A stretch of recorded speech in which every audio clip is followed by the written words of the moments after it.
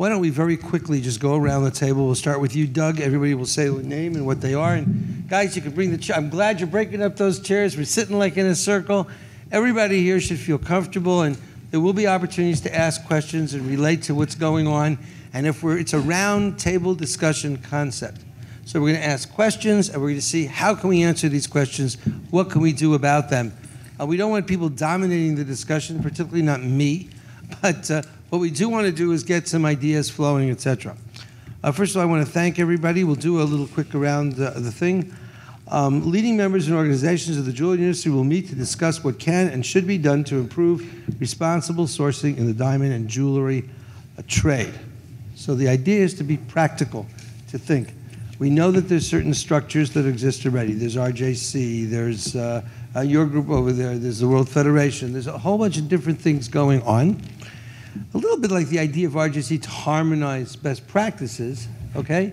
But part of the thinking is, okay, we know that there's issues out there, how do we deal with them? What are the issues, for example, and what are the questions? What can jewelers do to ensure the legitimacy of the products they sell? That's a big one. And it could relate to the ethical legitimacy. It could relate to the integrity. Is this a synthetic? Is this a treated? What is it? So that's a question that I'm going to put up, and then we're going to go around. So the idea is first everyone will say who they are and what they do a little bit. Not too much what you do, just who you are, what organization you're from. And then we'll put the question out there, and we'll go around the table, and we'll ask the question, and then people can come up with specific suggestions. What should be done about the sale of synthetic and treated diamonds as natural diamonds? What do? We know it's happening. How can international trade organizations work together to protect the integrity of the diamond and jewelry industry? And I think that we have so many wonderful organizations here. The idea of how we can work together is so powerful. And the issue today isn't so much like a big lecture. Even if nothing happened, but all of us were sitting in one room together to talk, that in and of itself is a fantastic accomplishment. And I'm really looking forward to that. What role can and should chain of custody standards play in ensuring the legitimacy of jewelry products? What are we going to do about the supply chain? How are we going to relate to the supply chain when some people feel it's too extreme? And of course, I think about the voluntary things. So this is your opportunity to learn about what you can do to ensure responsible sources of supply, and that would be for a lot of the jewelers in the audience as well. What can you do about it? Everyone talks about the problem. What are the actual solutions? And develop strategies that will help you protect your reputation and increase your business. So Doug, why don't we start with you? Name what you do. Go ahead. I'm Douglas Hucker with the American Trade Association. Erik Jens with Columbia Gem House. I'm Cecilia Gardner from the Jewelers Vigilance Committee and also the secretary of a planning committee that is organizing a responsible sourcing summit. I'm Dorothee Gizenga with the Diamond Development Initiative dealing with artisanal diamond mining. Hanna, Richline Group. And David Bouffard, Signet Jewelers Limited. We're retailers. Not everybody knows Signet, so I always like to qualify. It's K Jewelers, Jared, Zales in the U.S., and operations in Canada and the U.K. as well. Stephen Lussier from De Beers Group. Kenneth Porter from the Alliance for Responsible Mining, creators of the Fair Mine Standard, which certifies gold from responsible and artisanal small-scale mining organizations. Ronnie VanderLinden, Diamond Manufacturers and Importers Association of America. Erik Jens, Global Head of the Diamond and Jewelry Lending Business for ABN AMRO. Alex Popov, Chairman of the World Diamond Mark, but I'm sitting here as the Executive of the World Federation of Diamond Bourses. James Courage, Chairman of the Responsible Jewelry Council. Edward Asscher, President of the World Diamond Council. Right, so we have a lot of very, very heavy hitters here. Microphone up, the cameras can't hear. We have a lot of very important people here. And I think we represent here pretty much the entire trade, from diamond manufacturers, diamond dealers, the World Diamond Council, who represents the trade to Kimberley process. We have NGOs here who understand this business for many, many years. I know both of you guys have been here for Dorothee, lots of years. So let's take a look at the first question, okay? What can jewelers do? And I'm talking specifically, what I'll define as a jeweler as someone who sells to consumers. We can talk about the B2B story in a minute. maybe this will drive it. What can jewelers do to ensure the legitimacy of the products they sell? So we're looking at from the downstream going up rather than the other way. Joe's a regular jeweler. Hi, how are you? I have a jewelry store. I have a jewelry chain. What can they do to make sure that their products are legitimate? Open. Whoever would like to speak first, please do so. I may be the only retailer here, so. I hear you're also a site holder. You're also a site holder, so I don't know. That's true, too. Okay. But from a retailer perspective, and thank you, Martin, thank you again for hosting this event this year. We appreciate it, the opportunity. And to answer your question in terms of what can a jeweler do, it's a couple of things. And it's the primary goal, we think, is to provide consumer confidences to all of our customers, certainly in all the countries we operate. It's not something that's just for U.S. consumers. They're looking for confidence in the integrity of the products that they're buying. We think it's a two-pronged approach. One is for the company itself, the jeweler itself, and the other is for the product that we sell.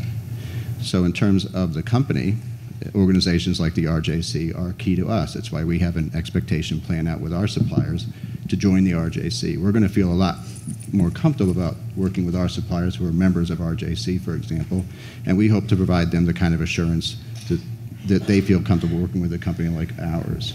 And then in terms of product, we have protocols in place, for example, around gold and other conflict minerals that are not proprietary. They're freely open, they're adaptable, and they're on our Signet corporate website. And a retailer can go there and freely share. It's freely shared. They can adopt that so that they can address the product side, at least for gold and the 3 Ts. We're working on a protocol for diamonds, and we anticipate sharing that by the end of the year. And that would also be freely available so that that other jewelers can adopt that as well. So you're saying there's two concepts. One is who are you dealing with? The who, and that would be an RJC suggestion. Person has some reputation, they're audited, they're a reputable source as a company or an individual. And then you're saying is besides the who, there's the what. What is the physical product you're buying? And does that product was that project subject to some kind of a procedure, a process, an audit, or something that you have reasonable understanding that the product itself is not, say, a not good diamond. But can a smaller jeweler, and I guess there's some people in the audience here who are not as big as Signet, can they implement such a thing? I mean, I guess they can join RJC or they can find a supplier who's an RJC member. Okay.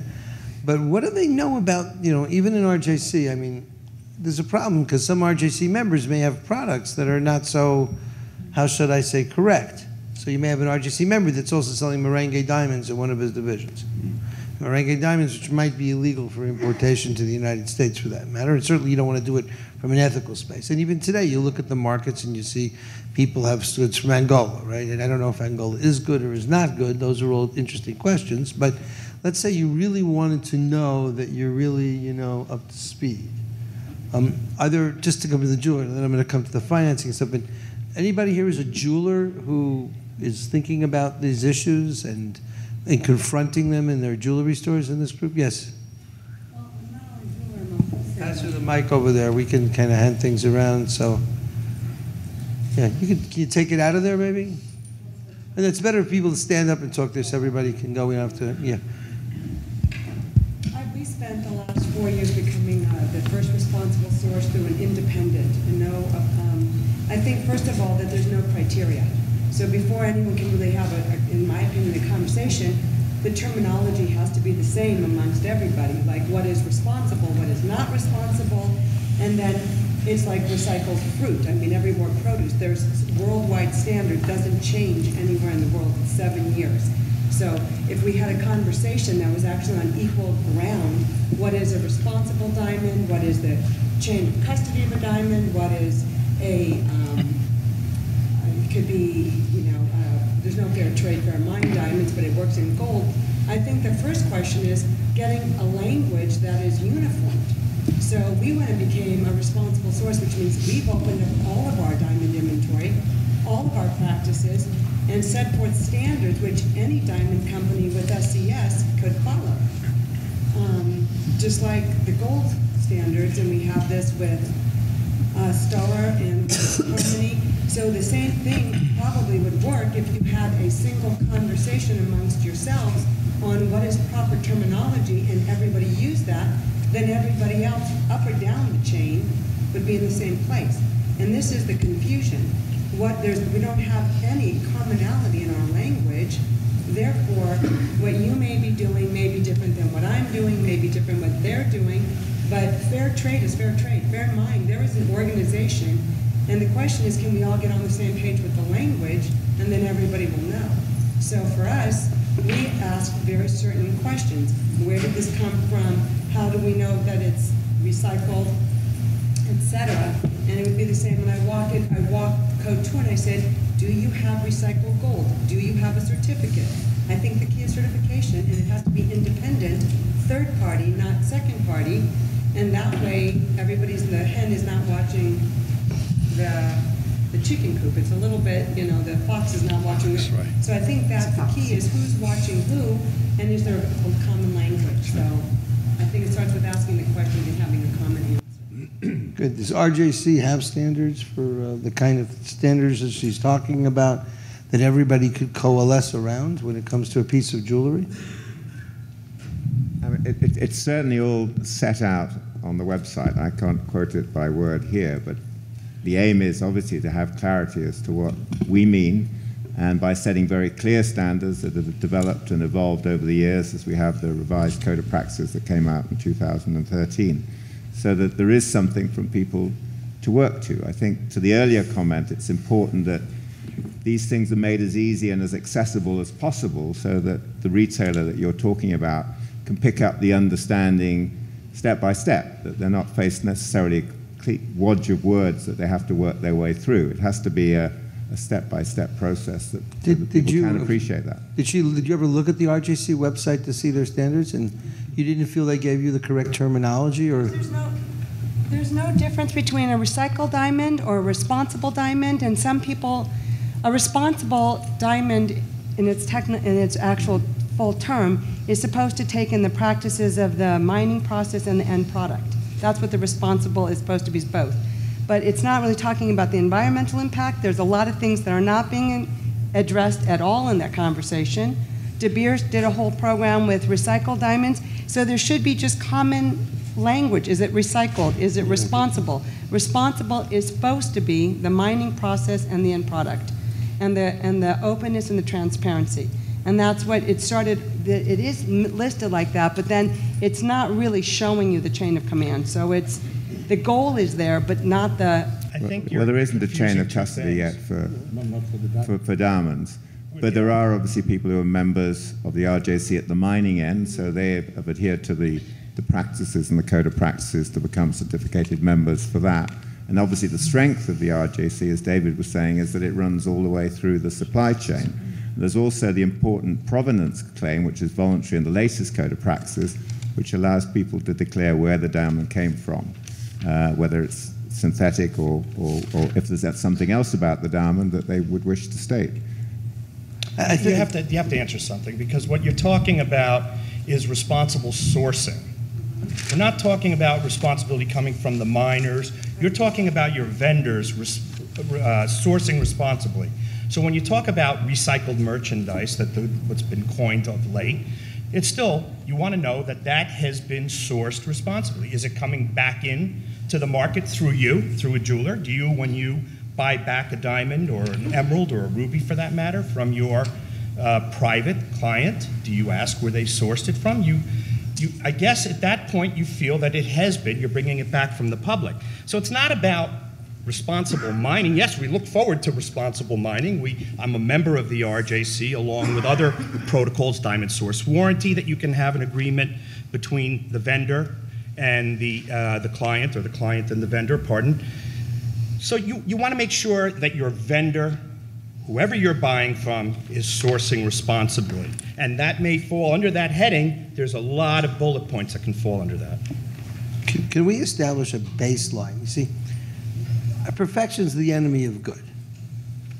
So if we can establish some kind of a baseline, I always figured RGC is a good baseline, okay? And if you got a baseline there that everybody agrees upon, someone might want to go further, like ARM has got their whole story about, this is fair trade, or you've got, Dorothee, something to go with the artisanal sector where you're actually beneficiating maybe at the grassroots level, and there's different standards or higher level standards that might just appear. But is it possible for us to agree on one baseline, first of all, and maybe it would be the RJC, and then say, okay, let's take this, and then there are other higher levels or better or different levels of certification or different differentiation. You go. Cecilia. Go ahead, Cecilia. Well, it's interesting because when the planning committee for the Jewelry Industry Summit came together, their first task, the very first thing in which they engaged, was a discussion about what we meant by responsible sourcing. And we came to some conclusions, and that's published on our website, jewelryindustrysummit.com. But we've decided to keep that definition open because we want to continue to incorporate concepts that maybe we didn't get to in our lengthy discussions about what does responsible sourcing mean. And one thing that I think is very important in the process of discussing these concepts is to keep talking about it. If there is a jeweler, a retailer, who hasn't considered RJC, who hasn't really thought about where does this product come from, I think it's really important to get them to start thinking about it, not necessarily considering which organization, which initiative am I going to participate in, but at least they're starting to think about it, to incorporate some of these values into their everyday business practices. And a very simple first step, something they can start to do, is talk to their suppliers and say, where does this come from? How did it get here? Just to start the conversation is important. And I don't think enough of those conversations are going on. And if we can just, and that's one of the goals of the summit, is to start the conversation and to put that conversation on more agendas of more businesses of any size whatsoever. I think, though, that people say, okay, I'm going to talk to you, you're going to talk to me, I'm going to tell you I'm a nice guy, and I asked my supplier, and I don't really know. If we don't have structure as to what we're talking about, it becomes very difficult. So again, I'm going to the point and saying, yes, I think it's wonderful that people should start talking, and they aren't, and they should talk more, but what's wrong, and I'm not saying someone should necessarily join RJC to relate to the RJC standard, okay? Right now we have the Kimberley process standard. And so everybody says, we agree to the Kimberley process standard. We know that it has a lot of problems and this and that, but at least there's some base level, sort of. Now the question becomes, okay, if we're going to talk about responsible sourcing, can we here almost today agree, okay, there's a standard that we would use that's a basic minimal standard that we would agree with. Maybe even not minimal. Maybe someone will come and say, no, that's too much for me, this RJC thing. I want RJ3 minus, 20 below RJC or something, okay? Which could be. But at least we have something on the table that we're all dancing around the same maypole, okay? And then at least we know where we're standing, because there'll be certain things that'll be 30 above RJC if you go to total fair trade.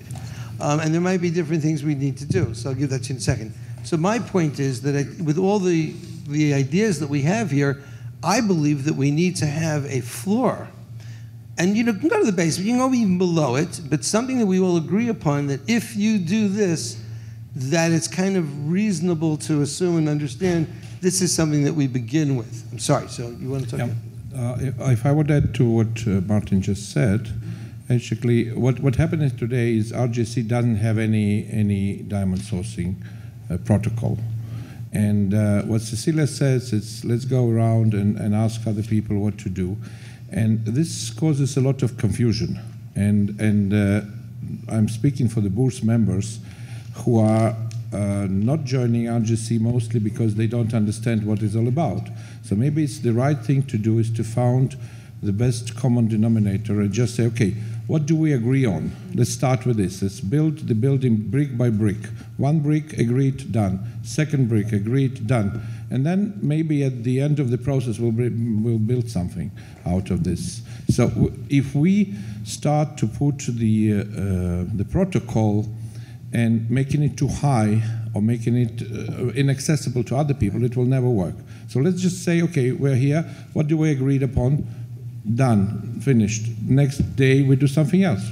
So, Alex, this is exactly what we had in mind to do at the summit, which is to develop broad guiding principles, accessible to all. Make it narrow. Why do we need broad? All right, narrow guiding principles. This is the plastic in the water, done. Okay. Next one. And then we go step by step. But Alex, and it makes more sense. But Alex, here's the problem. When you take members of the World Federation of Diamond Bushers that are making millions of dollars trading merengue diamonds or trading other diamonds, we're not going to be deaf, dumb, and stupid. I'm not going to be. They don't want any standards. They don't even want the... Martin, there are members who don't. There are some. 1 out of 10,000. But we are executive and we know what to do. Whoa. Do it. A second. I must say to you, this is great, and I guess part of the reason discussion, there could be some of the disagreement here, okay? And I'm saying to them, in my view, you have an RJC standard. These guys busted their chops. Now you can say, I don't want to subscribe to it. That's fine. But to start from scratch again, and then you're going to make another standard and another standard, so I'm saying, why can't we drive to one standard in the beginning? If someone wants to say less, and the World Federation says, you know what, this is too extreme for our members, we're not going to subscribe to that, we're going to do something. But what I see happening is I see sabotage consistently and persistently for many years coming along and saying, since we want everybody to agree to everything, no one agrees to nothing, and we don't move forward. So I'm looking for, I don't even think that everybody in the industry needs to be subscribing to these standards. There are people who are very happy dealing merengue or other goods, and they're very happy, and they're fine. They distribute their goods wherever in Dubai. They have no problem. There's some countries where if you bribe a minister, it's a tax deduction. But you cannot discount 97% of these. Yes, excuse me. People deal in something. We are only as strong. Okay, we are only as strong as our weakest link. So if in fact 97% of the industry says we need to be able to work with, I don't know, labor practices that are X. We need to be able to work with non-auditing of our, who we're paying. We need to be able to do certain things. Then fine. I think that 97% of the industry can do whatever they want. But if we're going to be talking about responsible sourcing, and we're going to water that down so that we have 90% of the industry under that umbrella, and then 90% or a large percentage of the industry says, well, I don't want this. I don't want it. I do not want to be in a situation where I can't do a back-to-back letter in Dubai against money that has been sitting in some account somewhere. I don't want to live with that. And I respect those people, and that's fine. But the bottom line is I've got, and we're going to ask you, I've got Basel III. I've got an industry that is blacklisted from a lot of banks. Blacklisted. They will literally throw you out even if you don't have a loan. And I'm trying to split the industry. I'm trying to say, listen, the sea with Moses, splits the waters, okay? I'm trying to say, who wants to be responsible, or who wants to have that higher level of whatever you want to call it on one side, and the other side, they're not bad, I don't know what they are. But this idea that our entire industry has to be dragged down to some kind of 97% consensus means that we're not moving forward. Banks don't want to give us money. Our industry can, and a jeweler who asks the question is getting this, we're going to discuss it, we're going to see, etc. I'm sorry. Bankers, tell us what the score is. The score, yeah, well, interesting. Well, I think we talk about responsible sourcing, but I think that should start at the source, but then throughout the pipeline. So I think every chain in the pipeline has its own responsibility. Has its own responsibility, and whether it is synthetics, or I should say created diamonds, or it is natural diamond, or it is colored stones, or it is this recycled diamond. I mean, that's all where the source is, and from there you take it into the entire pipeline. And I'm sure the consumer, certainly in the more Western world, but I'm sure in the Asian world, in the African worlds, in Latin America, will ask for this kind of transparency also in the sourcing. And we see, and I've seen a lot of clients from us looking at these kind of things and really taking this also as a sales pitch. So I think a lot of initiatives are happening. And we had a discussion earlier, and I agree with Martin. I mean, the regulators are pushing out the banks of certain parts of our industry. And I mean, this is the diamond business or the colored stone business is increased risk for certain banks. Increased risk means that we have to carry more capital. More capital is more expensive. Increased reporting. Instead of every 3 years you do a client review, you have to do every 6 months a client review. So the regulators are pushing this business out of the industry. And of course, and that's in the US, you see it happening in Europe. I just had a long interview with the European Central Bank. and you know what, our division is not part of the operational risk or credit risk or whatsoever. No, we are part of that division called reputational risk. I mean, can I explain that? So that is what's happening from the authorities. So that is where my dream is, and we talked about Moses, and well, let's see whether we can find a Moses. But indeed, you can put a lot of energy in transforming the business and trying to create a better business, and I think there are a lot of initiatives doing so. But at the same time, after 3 years in this business now, sometimes I also give up and say, some people never want to change. So should you not create basically this new segment where people say, okay, these are the standards we adhere to, from the source to the end. This is the standards we want to do. And I know from your side, from RJC, from World Diamond Council, World Federation of Diamond Bourses, ITMA, and so on, there are a lot of good initiatives. And I think if we can bring those things together, it will happen. And then exclude the guys who do not want to play the game, and just don't give them money, don't buy from them, and we have to be tough on that. And with Ernie Blom, World Federation of Diamond Bourses, we had the discussion. I said name and shame, because there's a handful of people that ruin it for the rest of the business. And again, this is business which is already here for hundreds of years, and hopefully it stays there for hundreds of years and being bankable. Martin? Yeah, I think just to really echo some of the comments I've heard, the RJC standards are a good set of standards, and getting there is a very difficult process. And I would counsel against anyone starting again. You know, throwing the baby out with the bathwater is going to take us a decade. So we've got to build on what we have. And it's otherwise a big risk. So, you know, they're good. You know, I'm sure all of us have areas where we go beyond them. And depending on who we are, there's some things that are more important. We build on them rather than start over. So, you know, I think that's important advice. I think the question, though, when it says, what can a retailer do? I think retailers underestimate their power. They underestimate their power in this. The main thing that will make the supply chain adapt is the retailer using their commercial buying power to demand companies meet them. That's what will create the change. I mean, De Beers tried doing it the other way around. We set up, now it must be a decade ago, time goes quickly, it's probably even further. But we set up a system of best practice principles which we then required our clients to meet, because we were trying to, in effect, protect the reputation of our distribution channel. And I think because we had the ability to exercise some, I choose my words carefully, economic impact, I guess, on a company who didn't comply, we were able to drive that amongst our clients. But the fundamental power is with the retailer. And if the retailer says, I'm responsible, I'm taking responsibility myself for what I'm selling, and I demand of you, my supplier, to do X, Y, or Z, or otherwise I'm not going to buy from you, that will be the motivation that starts the ripple in the water that gets bigger and bigger. If you don't do it, it's going to be really slow to happen. Okay. One point I would say, I think that Signet is starting to use that market power. But please, Dorothee was next, and then you go. Yes. When somebody says I'm responsible, who measures their responsibility? And even though I do not here promote any organization, but I think a third-party verification rather than an individual claim is an important component of that. You know, to say I'm responsible, that I'm transparent, I've opened my books, etc., is not sufficient for us to measure if it is truly the case and if everybody is doing the same. So the element that needs to be included is that third-party verification, not self-verification, not peer verification, but the third-party one. The other part about the retailer is that it is okay for the retailer to put some rules. But as you say, the perfect is the enemy of the good.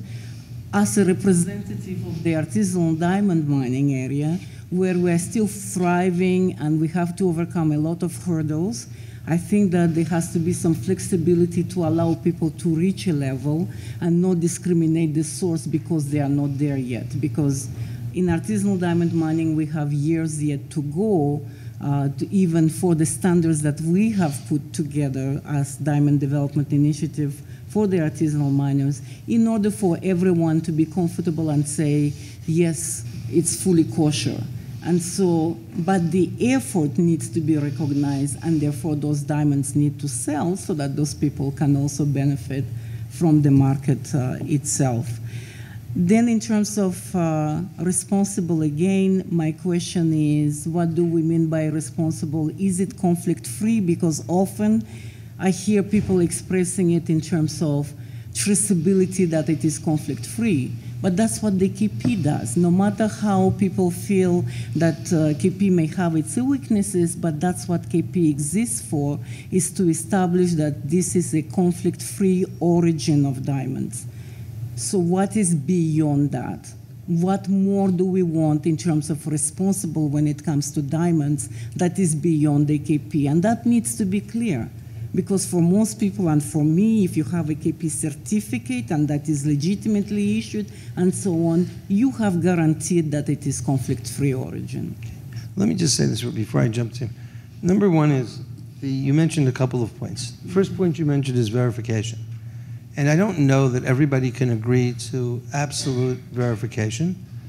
I don't know if Tiffany, when they sell something, agrees to verification. I know what Stephen had said earlier today, that if a company says something and they put themselves on the line and they can be sued if they misrepresent, that has some weight. Again, perfection, enemy of good. I'm not sure that the World Federation will quickly agree to every transaction of every diamond being 100% verified.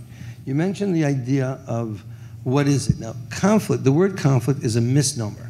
It is probably the most abused term in the universe when it comes to diamonds because it doesn't incorporate what people think it does.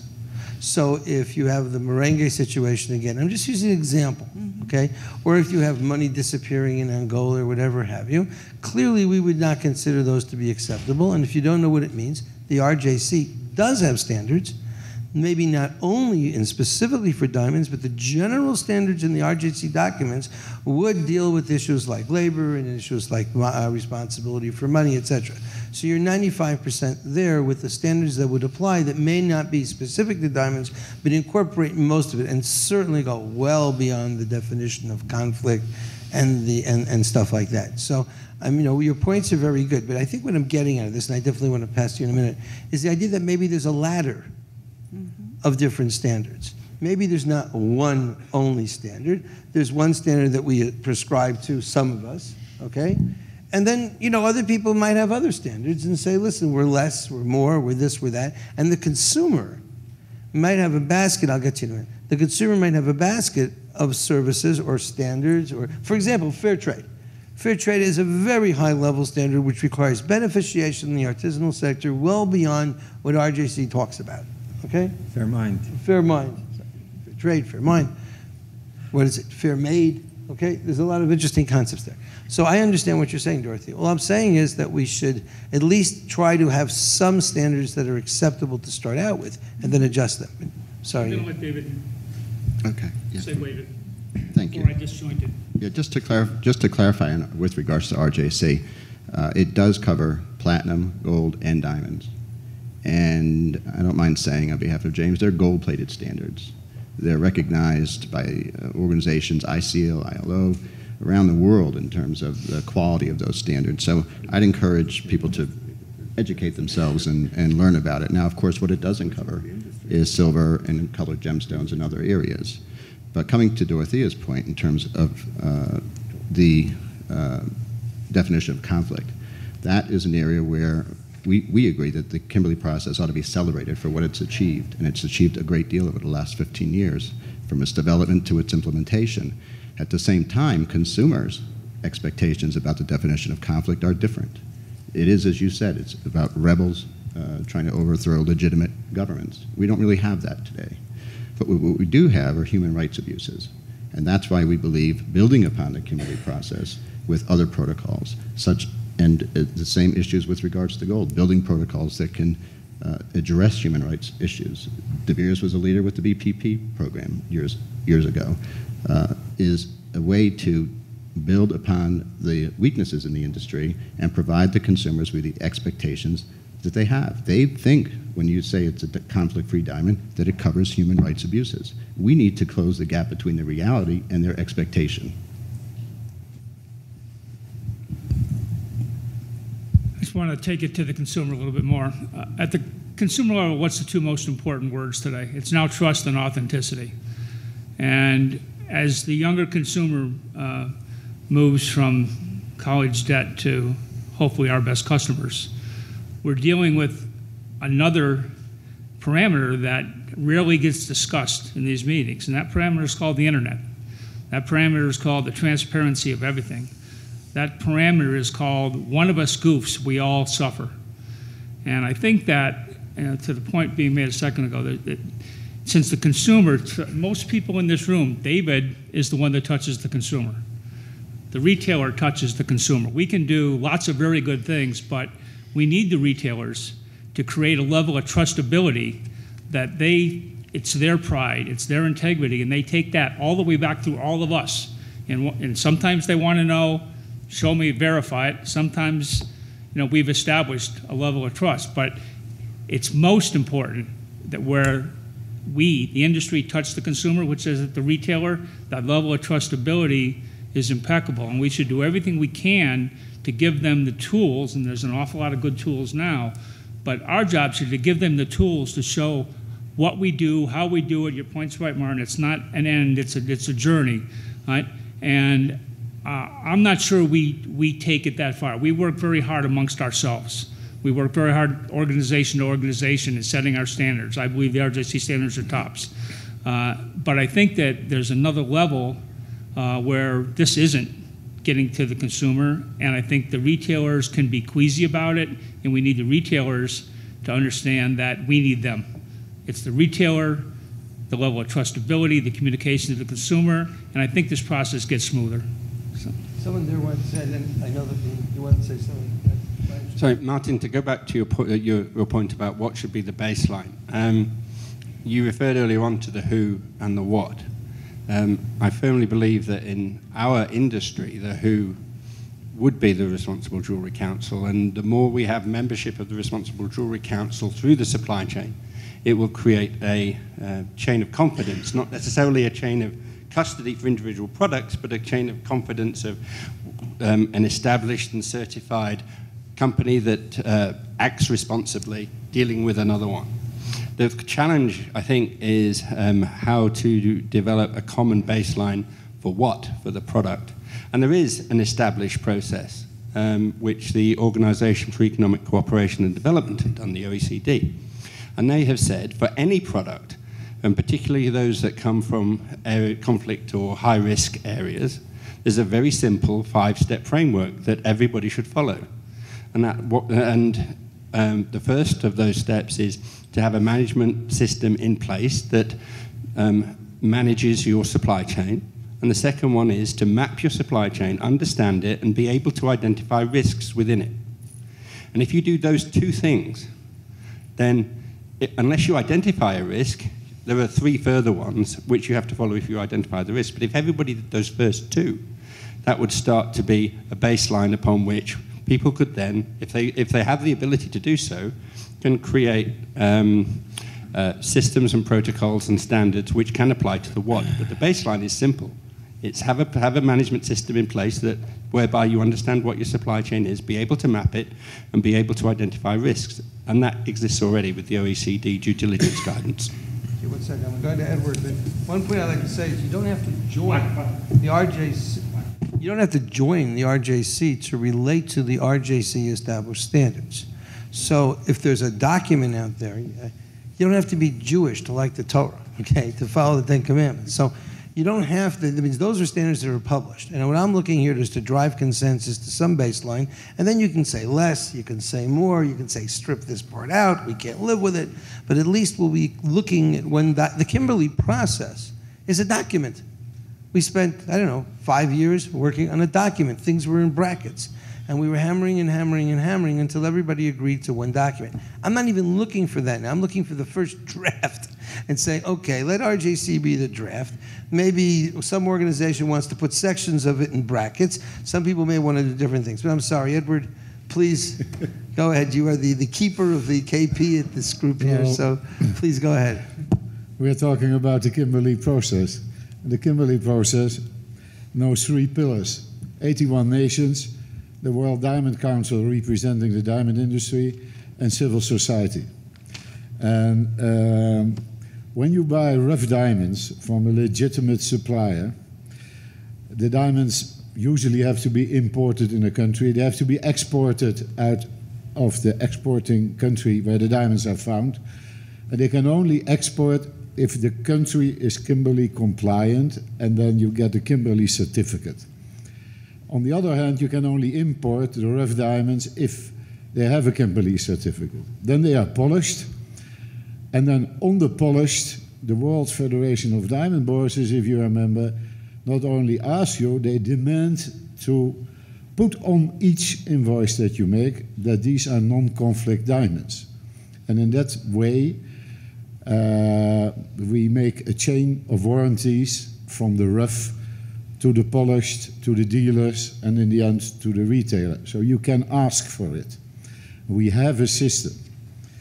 And it might not be total foolproof because there are recycled diamonds, there are other diamonds, but it works very well. And we do it in our own company, and we ask each supplier. And if they cannot guarantee that the diamonds are not conflict, we don't want them. It's very simple.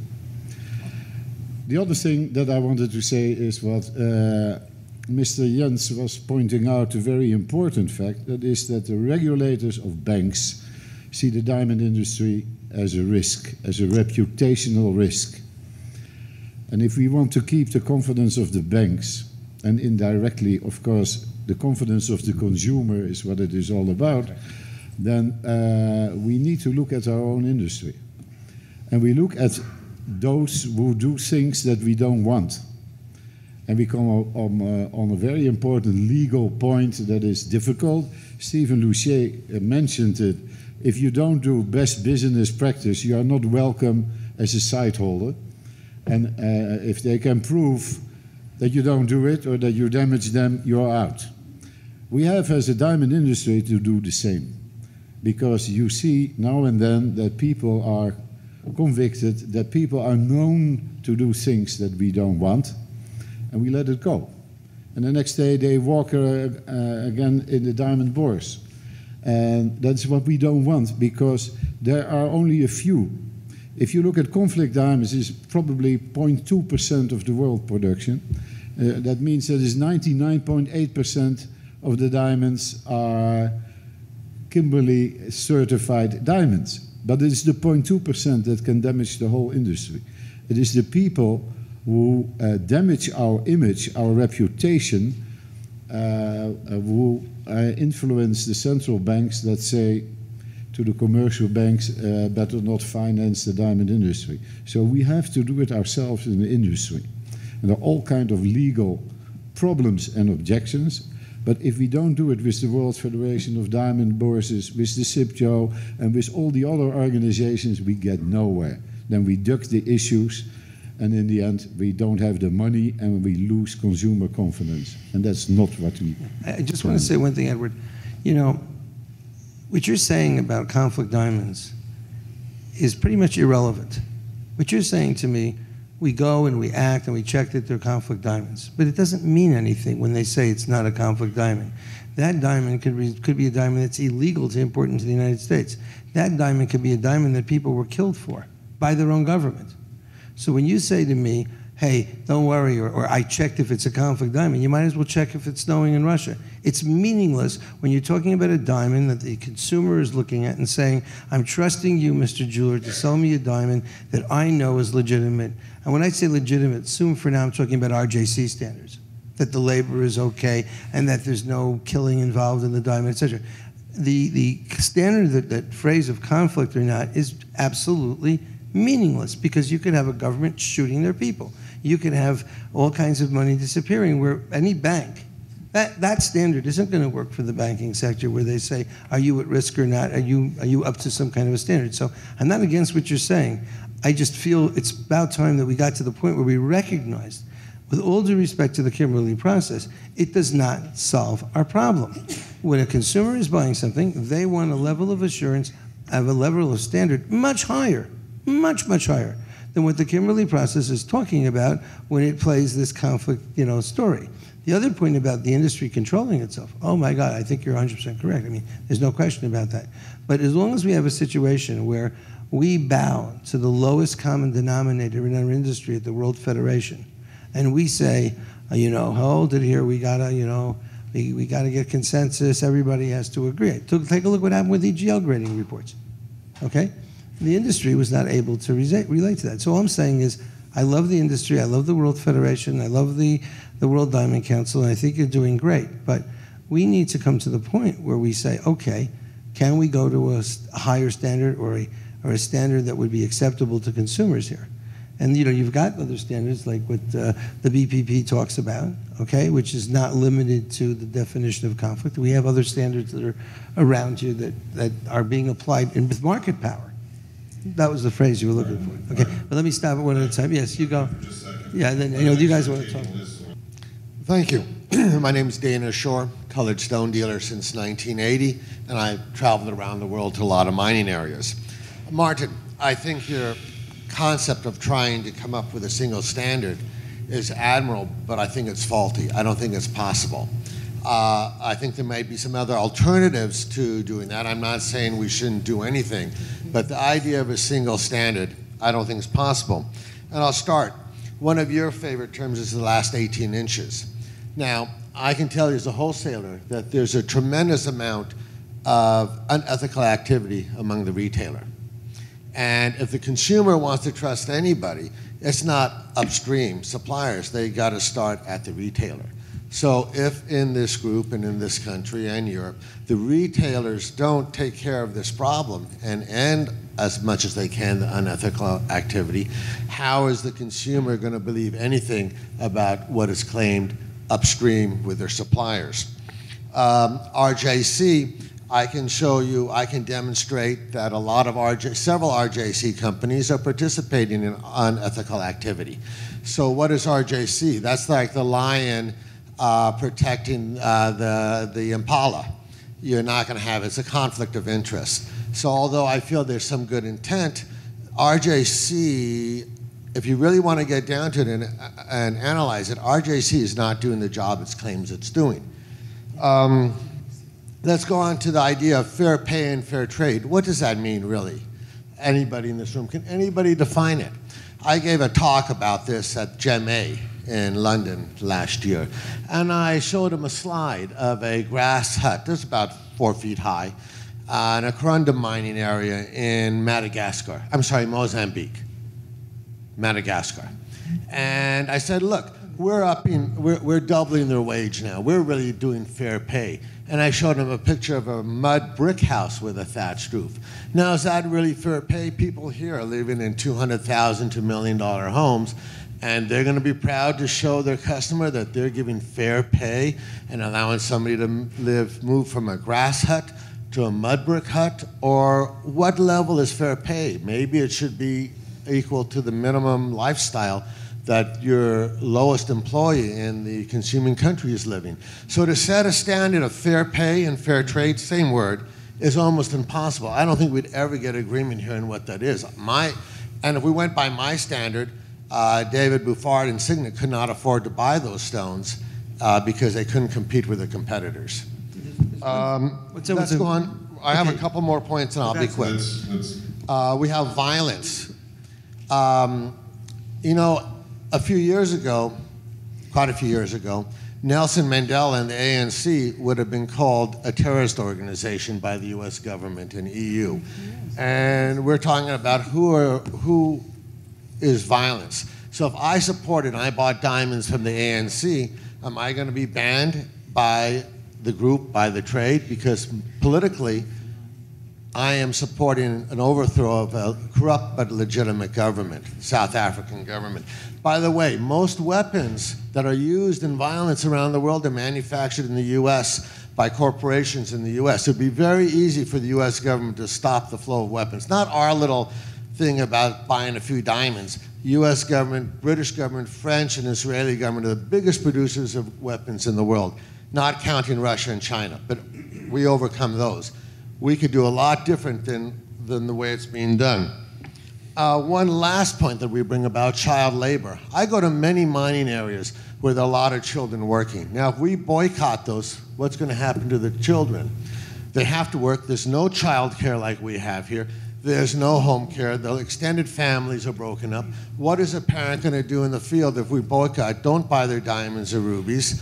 And are they going to sell off their kids? They can't support them. And if they do sell them off, where are they going to end up? We all know where they're going to end up.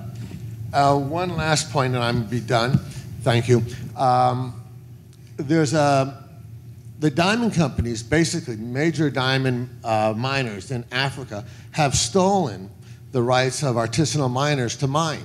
Now, they may have done that through legitimate but corrupt governments. They may have done it legally by a corrupt government, but they took the mining rights away. So if a major diamond manufacturer and miner has taken the rights away from artisanal miners, are they ethical stones?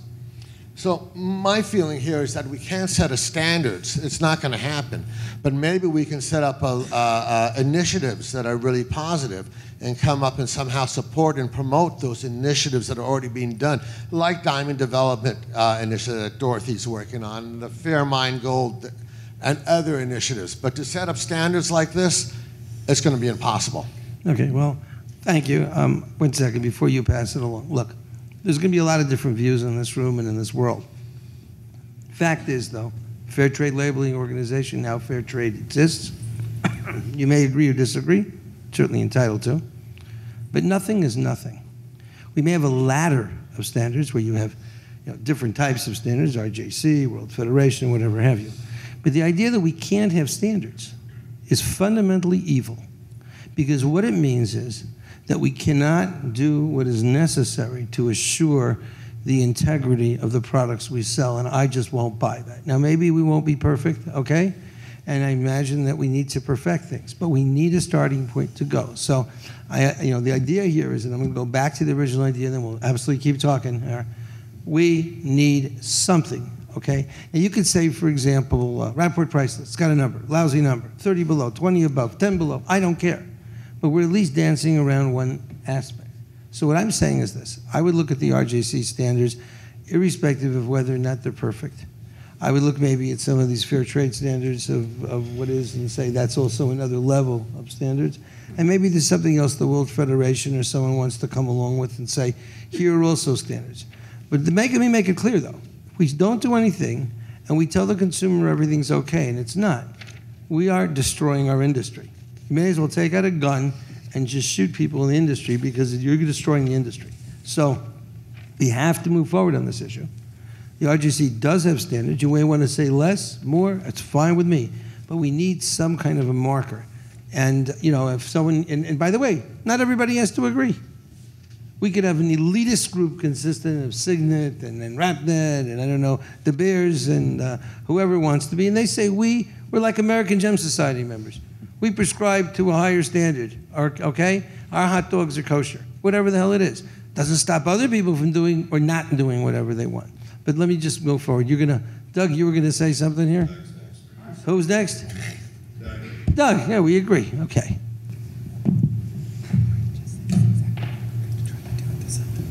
The air in here is so rarefied, I'm having trouble breathing. All right. I would like to apologize for all the retail jewelers. And by the way, I'd like to ask, how many retail jewelers do we have here? 1, 2, 3, 4, 5, 6. How many of you have more than 5 employees? 3. 4, 5, 6. We can count Sterling Signet. 3,000. I have difficulty with the word ensure the integrity of our product, because we cannot do that. If there's anyone in here who truly believes that we can ensure the integrity of our product, then we're jousting windmills. There are great programs in place and great efforts being made with the RJC, with World Diamond Council. Everyone is trying to move things in place and improve the integrity of the marketplace, but I think we're losing sight of the fact that we're concentrating on the process and forgetting about the goals. I don't think consumer, and I'm speculating here, so if everyone else is talking about the consumer and what they think, and everybody else is talking about the retail jeweler and how unethical they are, and how if they start exercising their power to purchase, it'll all get fixed up. So we just get all those retail jewelers that are customers down there to straighten up and fly right, we got no problems at all. And that's just not true. What we have to think about is we have to think about improving the conditions where these things are being produced and making the retail jeweler and consequently the customer more comfortable. I don't think there's a consumer out there that thinks everything can be perfect. But if we could agree on broad goals, we want to improve the conditions in the countries that are producing these things. We want to do what we can to improve labor, to improve the transparency of the supply chain, and that there is some kind of not specific step-by-step process, because with all due respect about putting management systems in place in your business to ensure the supply chain, we've got retail jewelers out there that all they can do is focus on getting their bills paid and opening up the store and turning the lights on, and they don't have management systems in place to control their inventory, much less other things. But if they believe that the entire industry was working on improving the conditions somewhat akin to the Millennium Goals of the United Nations, they didn't define on how they were going to get there. They said that what we want to do is we want to try to get there and improve conditions. And for Signet and David, your participation in the RJC is perfect for you because it satisfies the needs, but it may not be perfect for, say, the jeweler on the street. We want our children and our society to be better educated. We can't send them all to Harvard. And we have to say, depending upon what level of success you want to achieve and where you want to be, we can provide opportunities, a ladder for you to say, if you have the ability to get to the 5th rung, go there. But if you don't, what can we do to help you get to the 1st rung? Is it community college for you, or is it a state college, or is it a private university? And we're all, the complexity of what we're discussing here is beyond the reach of most retail jewelers. We've got to be able to simplify these things and say, we're not fixing the system with this process. We're doing everything we can to improve the process. And for those of you who have the ability to work with the World Diamond Council and to work with the RJC, you need to do that. For those of you that do not, there are other possibilities and other opportunities where you can't be involved in fair trade and fair mining, but you can certainly do positive things that impact your business that your employees can feel better about and your customers can feel better about. But I just fear that we're trying to get to the end, and most of us can't get there. We've got to be able to say, let's get started and take some small steps. I think that is something that the summit can be very powerful in. I think what you're saying is very true, but don't expect the jeweler to worry. 5 words before you said but?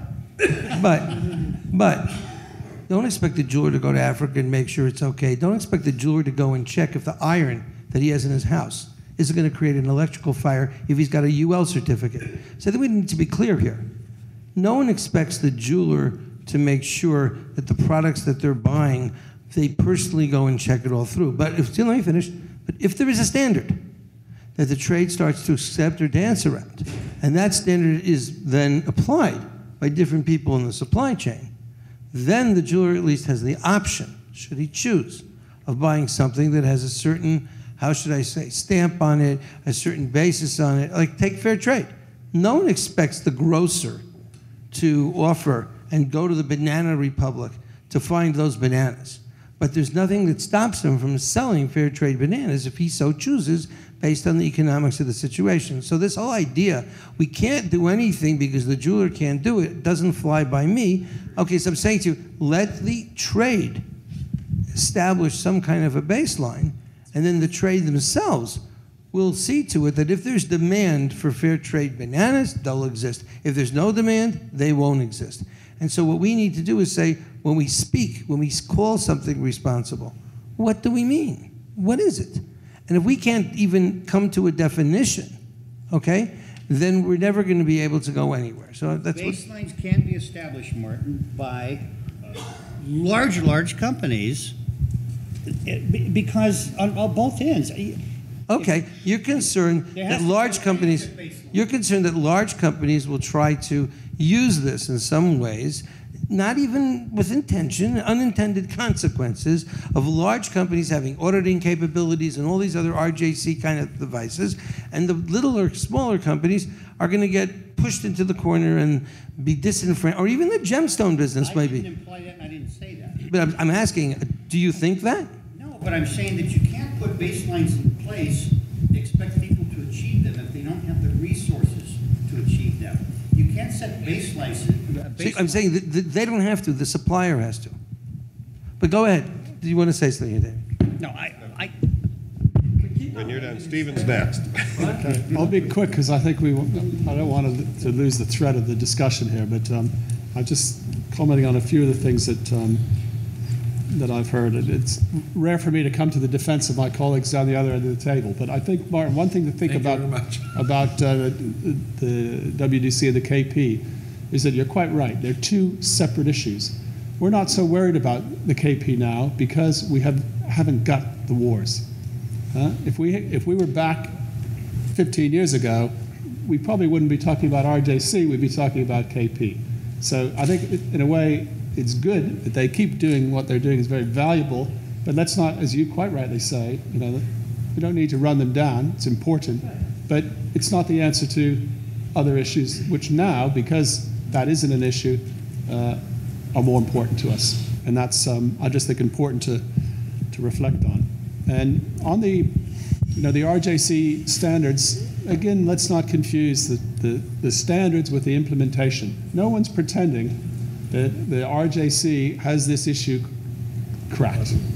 They would never pretend that that's the case. I think what they feel some confidence in, that they have a good set of standards. But it's going to be a long path to get, to get everybody on board and even implementing them effectively. And you don't do it even the first time. I mean, our lessons from the best practice principles, and we were very careful at De Beers, we didn't not want to use them as a reason to kick a client out, because we accepted that this is a learning process and an improvement process. And where you start, most of the clients, to be honest, most De Beers, when we did ourselves, you find you've got all sorts of issues that you need to fix. And you use that as a basis for continual improvement. Now, obviously, over time, if you don't improve, or you have major breaches, well, then there's a bigger sanction. But the idea was never in or out. The idea is, let's learn from what we're not doing as well, and then work on improving and fixing them and building over time, something that's going to help de-risk the issue. Sorry, Dorothy. I'll pass for now. Oh, she'll pass for now. Okay. I hate to say it, but I put myself on the list and jumped in here, and other people wave violently because I can't see you from the back of my head. So, all right. I think if we say we want to try and find a unified set of principles or a unified set of plan, I don't think we're there yet. I know there are elements. Lots of companies, lots of associations, lots of groups are doing what they're doing. If we want to all agree on something, though, what Doug said strikes me as the best way to go, and that is, and you've probably heard me argue this point before, and it addresses what Dana's talked about, it addresses pretty much what everybody's talked about, and that is we need to set a vision. What is the vision? Not what is the definition. What is the vision? And it's hard to get a definition to a vision, but at least we can define elements of what that vision would mean. How do we think that vision would impact people on the ground, people at the cutting area, people at the manufacturing area, all the way through to the consumer? I think we can come up with a unified vision, and that is simply to make things better. And what major, broad millennium goals could we set? I've argued Vision 2020 goals for some time now. what could we set that we all could agree with? And I think we could probably come up with 10 points that we all could agree with. Now, how they're implemented, how we get there, which groups we say are already doing a good job of it and which ones need improvement, that's then goes to the discussion. But what I think we're missing, and I think what Doug was arguing, is are we missing that vision? We all have our individual vision. Let's put it together and we can come up with a communal one. And then we can set 10 major goals, and then we can challenge people, however they want to accomplish them, to move in that direction. All right, that was me. Cecilia's next on the list. You're after that. And then Erik said a lot of what I was going to say, but what I'd like to add to this is I want to talk about the value of continuous improvement in this area. And I want to talk about moving towards solutions as opposed to talking about what the problem is. I think that putting this topic front and center on more people's agendas is an important activity. A mentor of mine once told me that you have to do the right thing, but you have to be seen to be doing the right thing.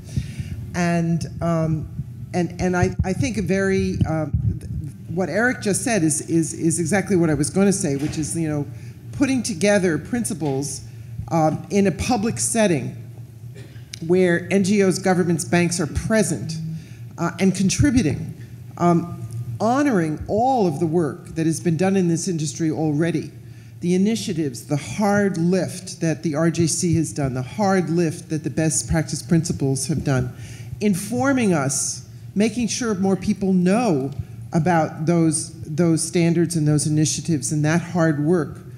But encouraging people to make continuous improvement towards those goals, towards those initiatives, is a value that I think we can incorporate into the activity that we're talking about today.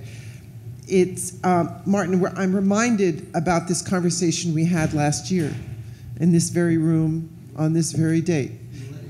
And we talked exactly in this space. And it's at that point that my thinking started in terms of, okay, what do we do about that? Where do we go with that instinct? Out of that thinking in consultation with a wide range of people is what we're doing now with the summit. So I am anxious for people to understand that we're not starting over. That's not what this is about. This is about building and informing people about what's already there, moving forward to do exactly what you're talking about, and to make people, businesses understand that even continuous improvement towards that is a value that everyone should incorporate into their business activities. You know, the OECD has this 5-step framework, which is very valuable and very easily accessible. The first one is, you know, strong management systems to control your inventory. It's been my experience when you sit down with a retailer and say, you know, you ought to have strong management controls over your inventory, they don't know what you're talking about. And I feel very strongly that work towards getting retailers to understand that what that really means is fairly simple. It's not complicated, and it's accessible, and you can do it tomorrow. To make continuous improvement towards a fair, responsible, and transparent supply chain is really what we have in mind. I'm sorry, I'm a little, there are standards that our standards were set in the government in the United States. There is responsible source standards. We're not reinventing standards here. So I'm just a little confused. Why wouldn't we just adopt the standards that exist by third parties, like SES Certified Global Services, which is a worldwide company, take their standards, merge them with your standards, and then become a diamond one? Why are we reinventing wheels is what I'm a little confused on. There are standards. The only thing is the difference between them and your organization is you're second party certified and they're third party, which means they come in and actually check and say if you're not doing checks and balances, you lose your certification.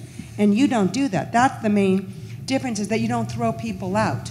So a third party says these are the rules and you can follow them, and then you get a certification. You don't follow them, they put you on a probation, and then you fix it or you come back. So when you talk about standards, they exist in many industries, every industry. The responsible source is in almost every industry worldwide, globally. So with all of that everyone's doing, we're so close, but we're just not holding hands. And that's what I think the problem is. I think that first everybody is right here. In other words, we did talk last year about a 2020 vision, and I think the idea of awareness in the trade is fantastic, and I think what you guys are talking about is wonderful. However, we're not going to build consensus that everybody's going to agree to everything. So we'll all agree to some level. There were different levels of, how should I say, different levels of implementation of something called responsible sourcing.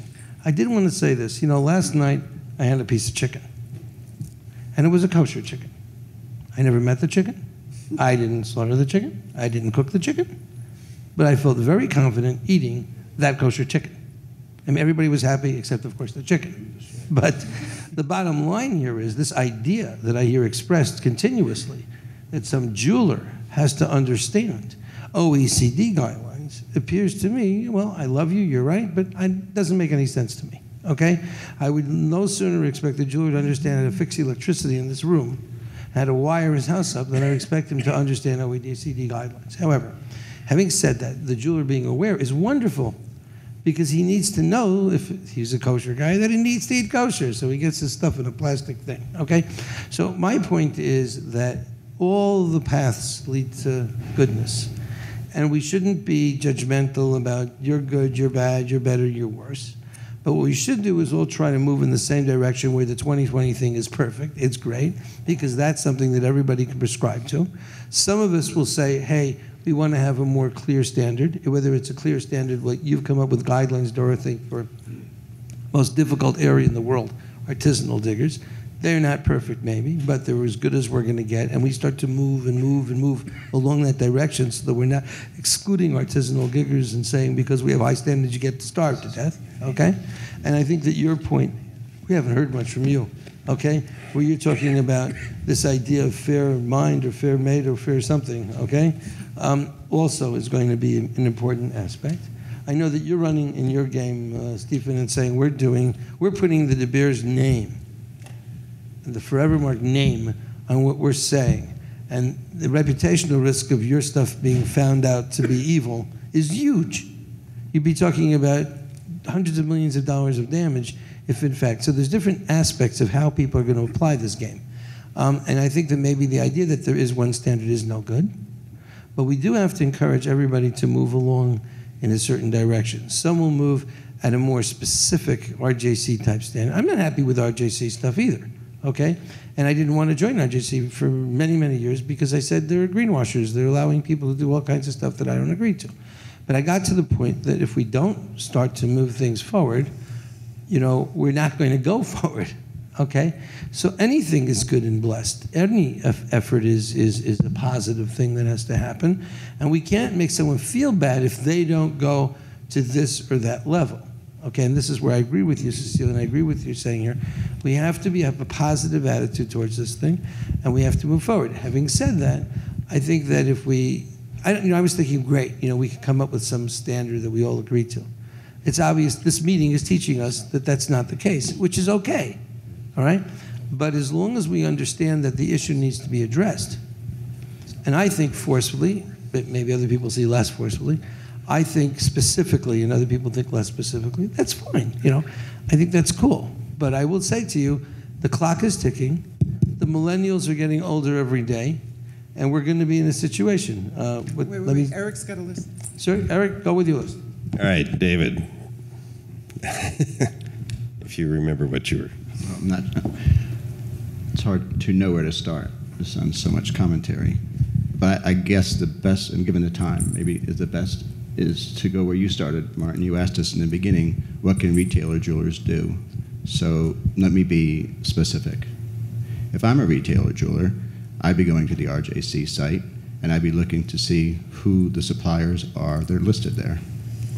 If I was a retailer jeweler, I'd do the research and I'd see who the De Beers site holders are and the Rio Tinto diamantaires are, because they're all RJC members, certified RJC members, or working on it and working towards it. And it gives me a pool of suppliers that can give me an assurance. I may not have to get RJC certified, but I'll know that I'm dealing with suppliers that are. We're proud to talk about our suppliers. If anybody wants to know who they are, they can look at our TV commercials. So if the Leo Diamond's being advertised, you ought to be visiting Elliott Tannenbaum and Schachter. And Tolkowski is an Excelco is another company. Victor Chan at Continental. There's plenty of companies that are out there that have done the heavy lifting, they're doing the work, they're certifying their companies and the products that they touch. And that's what RJC certification is about. And it's a start. It only does gold, it only does platinum, and it only does diamonds right now. What we need is silver, what we need is color. And we'd rather see it being done on a voluntary basis. And that's what RJC was. It wasn't mandated, it wasn't legislated. It was the industry coming together and coming up with best practices. And that's what they are. So to come back to your first question, I'd start there. And any retailer can do that with 5 minutes of an internet search and know where to go to give themselves and their customers the assurances and the integrity of the jewelry products they sell. I'm sorry to come back to the KP again, but since there was a very serious mention here that the consumers really don't see the difference between a violence between government abusing human rights and rebel army doing so. So it's very important that the KP starts meeting the expectation of consumers. And I'm kind of making an appeal that the industry does put a push within the KP so that those elements that need to change for the KP to address that do happen. We also hear when we are at the KP that all of this is the American consumer that is concerned, that the European, the Asian, especially the Asian consumer is not concerned about these matters. They don't care about ethical sourcing or whatever. And so it's very difficult to convince the 81 countries of the KP that this is so necessary when it's viewed as something that is very American. So we need to be very aware of that. But I think that the genesis of all of it, and I don't know what the drivers have been defined right now, what are the drivers for all of this movement towards responsible sourcing? We want to define the vision, but we also need to express what are the drivers so that we start addressing those drivers accordingly. And we need to link the past and the present and to go back to the KP because it is our past, but it continues to be our present because it's a prevention mechanism. It didn't just resolve the wars and went away. It is a continuous prevention mechanism. So I'm kind of making an appeal that the forces that are here still need to continue working on improving the Kimberley process to move towards the direction of addressing what the consumers need to see addressed. Thank you. Ronnie, you're next. And I have a couple of comments. One, David, I couldn't agree with you more. There are several sites out there to go to, one being the RJC. I am a member, all right? I will say that you don't have to just look at De Beers site holders or Rio Tinto. There's, I mean, a number of manufacturers out there, so that are legitimate manufacturers, okay? So that's one thing. But to Martin's comment, and I really, what I know from my retailers out there, they don't want to know the intricacies of an OECD. They don't want to know what's involved. What they do want to know is what you brought up. You brought up that you had a kosher chicken. Well, how many different kosher stamps are there out there? That's what the retailers are looking for. They're coming to the vendor, whether it's an RJC stamp, it's a Diamond Source warranty stamp, a DMIA, WFDB, IDMA. They want a stamp. They want to know, once that stamp is on there, that source is sourcing responsibly. That's what we're looking for. Period, end of story. Not all the intricate. That's our business. That's what we need to do there. We need to tell the retailer you are responsible, or we are responsibly sourcing. And the consumer knows that if they go and they have that stamp from that particular retailer, they've sourced from an ethical retailer. That's what we're looking for. The other things that are going on, we need to deal with it, whether it's through the summit, the RJC, the WDC, any acronym you want to know out there. De Beers, Rio Tinto, El Rosa, your group, your new, I couldn't be happier. I was involved with the IDB, okay, which now you have your Producers Association. Fantastic, fantastic. And if you look at the bullet points that they've listed, it's everything we need, everything. That's it. James. Well, I think just building on that, I think there's a lot of good out there. I think a huge amount has been achieved, and I get upset when people want to tear bricks out of the wall and pull the house down and rebuild it, rather than say we've got to the first or the second floor. Let's build another floor, and let's put a roof on it. And I think, thank you for the comments about the RJC. It's worth remembering that those standards are built with a mix of the trade, from the very small one retailer operation, with the civil society, and with other representatives on the standard committee, and some of you are here around the table. That is as an open group as you could possibly get to represent the industry and the standards that need to be achieved. And those are standards that have been built, and Catherine's been very involved with it over what, 7 or 8 years, and they've been through a huge revival into 2013, where we spent 3 years listening to everybody to try and make these standards higher. We don't claim to be the best, but we claim to offer something that is, in a sense, the equivalent of an audited set of accounts. And so what we want to do is build with everybody else who's got things going, so the whole thing goes forward. Let's not keep looking over our shoulders. Let's keep walking forward. Kenneth, is that right? Yeah. Okay. Thanks.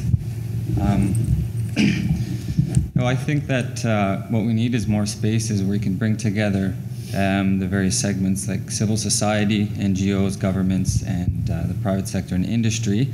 I'm encouraged to hear more about what Cecilia was talking about with the summit. Someone that's missing are the miners themselves and the laborers and workers. I think they need to be included. I think it's possible that we could get to set a unified vision for baseline principles, but that's certainly not the end game. I think it's a good thing that there are a plethora of standards. They meet different needs, satisfy different segments. But it's good that we have spaces to collaborate together, and I think a good example of that is what we've done with the RJC. They have a good standard for gold, but they recognized that it wasn't completely applicable to the artisanal gold mining sector. And so in that sense, they recognized our standard, so we play really well together. Thanks.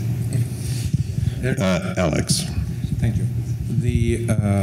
I very much liked what you said, Erik, about putting together 10 principles, because what we're coming back to the baseline, and the baseline is very simple. RJC doesn't have the diamond compliance protocol yet, or whatever you call it. And this is the problem, diamond custody chain. This just doesn't exist. Whatever we say, it doesn't exist. It's not kosher, it's a completely different thing. Kosher is very simple. Don't eat pork, and don't do this, and don't do this. And it doesn't matter who is the rabbi. Here it's completely different ballgame. We need to invent it. We need to put it in place. And then we can choose the rabbis, whatever we want to do it. And what I think that what Cecilia is doing and what you just mentioned, what we need just agree on 10 points, maybe 5, maybe 3, but it's the start. It's not building a new wall or making something new. It's taking what we have, and RJC has. It just need to be sold to the industry, and it's an easy part if they understand it. The point is, let's take 5 principles of what they have, adopt them, and go forward. Make another 5 go forward. This is what is going on.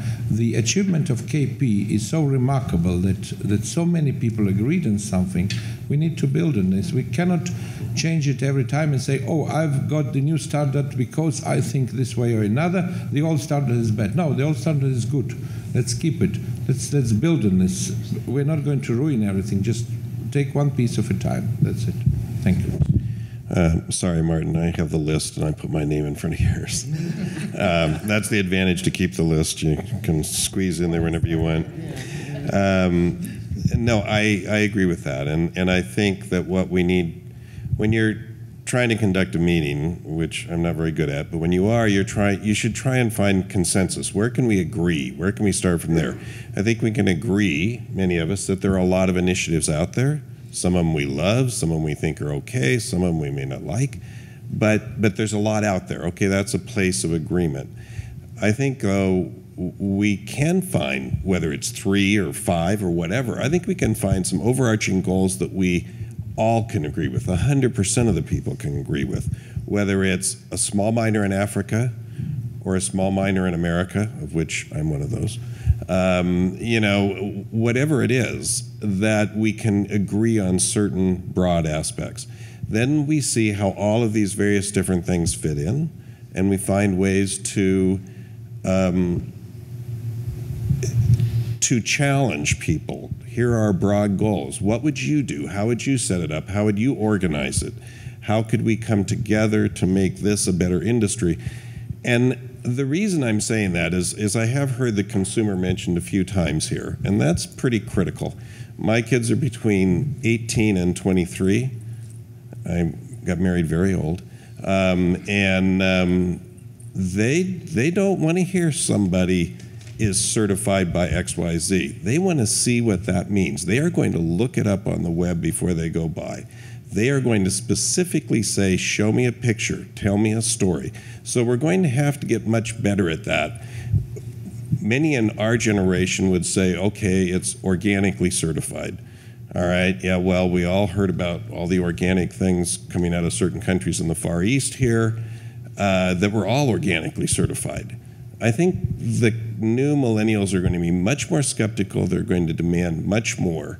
And if we do a good job and we give them the vision, and then they say, okay, we like that vision, how are you doing it? Then we can explain how we implement it. If we just say, oh, we have an implementation thing, don't worry, be happy, I don't think that's going to sell them anymore.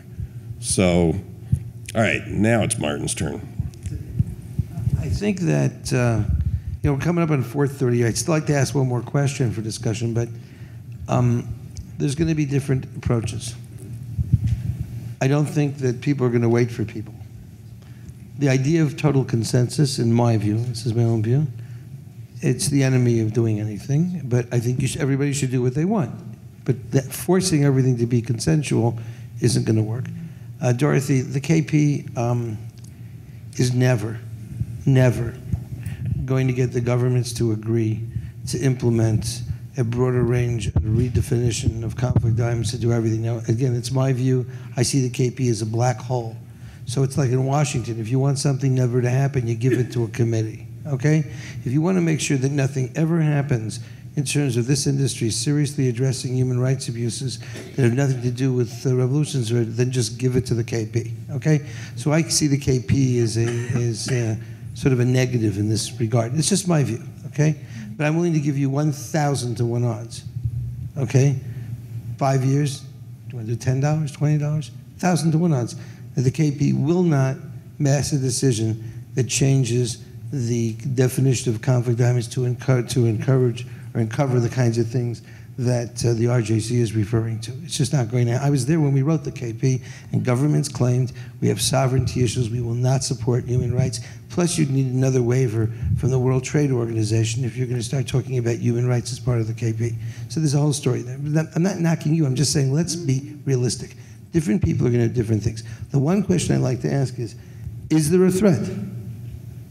Are we, if we sit here and don't do anything for the next 3 years, is there a threat that some diamonds, we just had was it Amnesty International sent me an email about this guy that wrote this premise article. He was being put up for trial in Angola, okay? I responded that I would send me a video. I'll put it in my Sunday morning lecture this morning, this talk this morning, and I would call for a boycott of Angola. Maybe it wasn't just me, I'm sure it wasn't.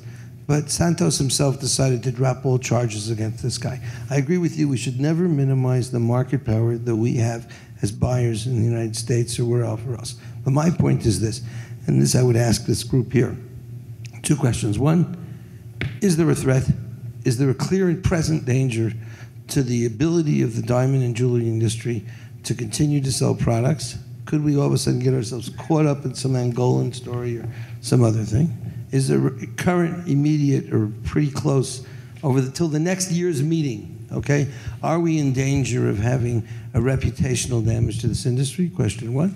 And question 2, would it be possible for us to actually have a voluntary chain of custody within the next year? And then I keep quiet. All right, Dana was on the list, and then, sorry, he jumped in before you asked your question. So, Dana, why don't you make your comment, and then we'll see if anybody can answer Martin's questions on the clear and present danger. With all due respect, Dave, and RJC, it can work for a $6 billion company. I can tell you that and maybe a $1 billion, maybe a $100 million a year company, but I can tell you RJC is out of the league for 80% of the colored stone dealers. Cannot afford RJC. And we have to be careful that we don't minimalize and all the small colored stone diamond dealers, cutters, and manufacturers in the world by setting up protocols that they're not capable of being met. Now, I am not sure if Martin originally wanted to have a new GIA grading scale on ethics and morality, and then he can publish a little matrix, and we can all see how we fit into this matrix and how moral and ethical we are. I'm not accusing you of anything, but I don't think that's possible. That's again going to the idea that setting specific standards is not possible, because we're talking about moral and ethics, and all of us have different, what we think personally are morally correct and ethically correct. We can, and I would say, we can come up with a vision. I like Erik's 2020 vision. I think Martin likes that in general. I think most people here, so we can come up with ideas of what we would like to see our trade, how we'd like to see our trade portrayed, what we believe is right and wrong in general ideas. And then maybe we can put together a way to support initiatives like Dorothee's. They all need money, they all need support, so we can support initiatives that are already on the ground working, rather than trying to set up a grading scale where we get a rubber stamp. I understand Ronnie's point about all the jewelers wanting a rubber stamp. I actually agree with you on that 100%. Unfortunately, that's shallow and it doesn't accomplish very much. But good, strong initiatives that actually solve the problems will do a lot more for our trade. In terms of clear and present danger, because you just brought that up, if we knew there was a clear and present danger, then we could stop it. Since we don't know it, we're not going to know it until it happens. I don't think we can answer. There's always risk out there, and there's no way we can protect ourselves from all risk at all times, and to try to do that is unreachable goal. Thank you. Okay, I'll answer the clear and present danger point. I think there are things out there. I think that if we don't try and, as opposed to what Dana just said, and I don't necessarily disagree with him on everything, just a bunch. No, Dana, that's fine. If we don't anticipate these things, we will run into problems. By anticipating them means we think about them and we try and put them in the front or the back or the middle of our mind so that we address them as we move along. At the last 2 meetings, I talked about the number of people that die from silicosis from cutting gemstones. The newest numbers are about 2,000 a year. I think that's a clear and present danger. It's been talked about. There's an NGO in India that's worked on it for 15 years. It has not changed. So to say if we know it will change it, that does not necessarily carry water. Number 2, we were told by the U.S. State Department at our last meeting there that a group in the UN, and I don't honestly know what group this is, will make a presentation to the Security Council that gemstones in Afghanistan and Pakistan fund the Taliban. That report has been done. It has not been released. That is a clear and present danger. Number 3, Nigeria, you know the problems in Boko Haram in the area. A significant amount of the world's sapphire comes from that area in northern Nigeria. If that, in your mind, does not represent a clear and present danger that we should be thinking about, then you are not thinking about it. So I'm not saying, I can tell you for sure the silicosis is an absolute issue.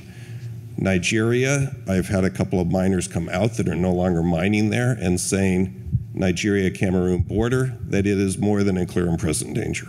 But I don't know that. But I think we need to be thinking about these things in advance. Yeah. So yes, Martin, I think there are that could impact us by next year. Martin, I wanted to just mention that on the jewelryindustrysummit.com, we've compiled publications in our resource section on the website of reports of clear and present dangers, that risks that are presented in the supply chain of our products. And they've been compiled as a set of links as opposed to the articles themselves. So if people want to educate themselves about the clear and present dangers that exist today, that's one place to do it. We've also compiled a list of responsible sourcing initiatives that already exist in our industry. And it's a very impressive list, including, of course, the RJC and best practice principles and select diamond tears and more. And CIBJO ethics principles and much, much more. Fair trade, fair mind, ethical goldsmiths, it goes on. It's a long list. We have also compiled a list of other initiatives that other industries have undertaken in this space to educate people about what's going on in other industries as well. So having said that, we are looking forward to a very robust discussion at the summit. It's in March of 2016 in New York, and I have some cards, and you'll forgive me for a little plug here, if I may. We have a crowdfunding campaign going on because we want this to be a very grassroots effort. So we have a link to our crowdfunding campaign. It exists until July 15th. We have a goal of raising $30,000 in that period of time, and we'd love everybody to go on the site. I have the link in my hand, and I can hand them out and help us get started with planning this summit. Thank you. Anybody else want to be on my list? David. I'll just come back to answer your question about you're calling it a chain of custody. I'll just offer a different terminology, if that's okay. But we've been public about a protocol that we're working on, and it's our intention to make it publicly available in January upon the new year, or sooner. And it's our plan then to bring it to the Responsible Jewelry Council. We did the same thing when we developed the gold supply chain protocol. And that's available on our corporate website. It's also available on the RJC website, and it's a provenance claim, essentially. It's more than a chain of custody puts the focus on the product. I think that's the issue with the word. The product didn't do anything. The diamond didn't do anything. It's the companies that touch it, and that's what RJC is about. You're getting an assurance about the company that you're dealing with and the company that is touching the product. And that's a distinct difference between a chain of custody verbiage versus a chain of assurance or a chain of confidence or consumer assurances. To us, what we need and what we're working on is an auditable system of warranties. We're working with our suppliers, and we're working with all parts of the supply chain. And we intend it to be a tripartite approach, working with civil society and government. And that is our plan to launch it later this year, and hopefully be talking about it more next year, and again, freely sharing it so that others can adopt it as they wish. Just to answer Martin's question, whether it's clear or present, or whether it's not so clear and not so present, it's an enormous risk. We're a luxury product, not a necessity.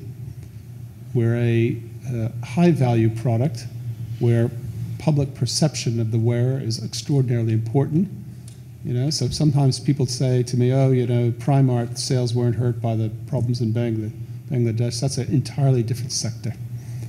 I would say rather than look at that, look at the fur business. And we don't need a 50% cut to collapse our industry. 15% would pretty much collapse it. So, you know, let's not kid ourselves that there isn't an enormous risk if we haven't anything in place. If we have efforts in place, they don't even have to be perfect. Yeah. If there are efforts in place, consumers give us some slack because we're trying, and they appreciate that. If they look at us and think, you guys aren't even trying, you don't care, then we are at substantial risk. Yeah, you got to look like you're doing the right thing. If I may answer your questions, Martin, every day will bring something new. We had this GIA thing a couple of weeks ago. Tomorrow there will be something else, or the day after tomorrow there will be something happen with the Democratic Republic of Congo. Or we live in the unstable world, and this list can grow up to UN American sanction against Russian diamonds, and then Russian diamonds will not be allowed. They will not be responsible, or will they? So the list is endless, and we cannot cope with all. So this will never end, and every day we need to be prepared to hear something new or terrible or whatever. And what we need to do is to get to some basics about this. So if we start from above, I think that the next year we'll talk about the same things. But if we start from below and agree on something, then maybe next year we will start from the higher level and then go forward.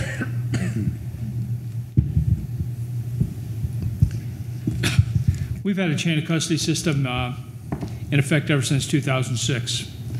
And we use something called string technology. It's called Historic Futures out of the UK. And I can tell you since that time, David's right, we approached it as a product, chain of custody. And we got up to about 3,500 SKUs out of about 100,000 SKUs. We also have moved towards looking at these facilities, looking at the companies we're dealing with, looking at the areas we're dealing with, and moved it now to something where we believe we're going to be able to cover almost half those SKUs. And it's quite a difficult process. Vendors will fall out along the way, and you know there are bad feelings around those types of things, but it kind of comes with the territory. And we do think it's gigantically important. We think that we are also linked to something outside this industry because we're linked to a lot of the very major retailers like Walmart and Sears and Target and so forth. They also have their own rules. Walmart's factory zero tolerance is something I don't think anyone's had to deal with. Basically, now you're looking at the building. You're looking at the safety of the buildings. You're looking at the fire precautions in the buildings. And we've linked those in. And David's right. It's best with a chain of warranty and confidence than it is to look at the SKUs. So I don't know if anyone else deals with this, but we're learning an awful lot from the big retailers in terms of what's required for them. So. All right, I'm going to just try to bring this to a conclusion. It's 15 minutes later. First of all, I want to thank everybody for being here. I love the fact that you're all leaders in this industry, and it's just really comforting to see you all, and I thank you all for taking the time in this very busy Sunday at the show. You're all invited next year, same place, same station, probably the same room as it was last year. We should also go to visit Cecilia's event, okay? Whatever, the event. The event that Cecilia is promoting and sponsoring and helping. I think that all of the good deeds that we're doing are positive and important.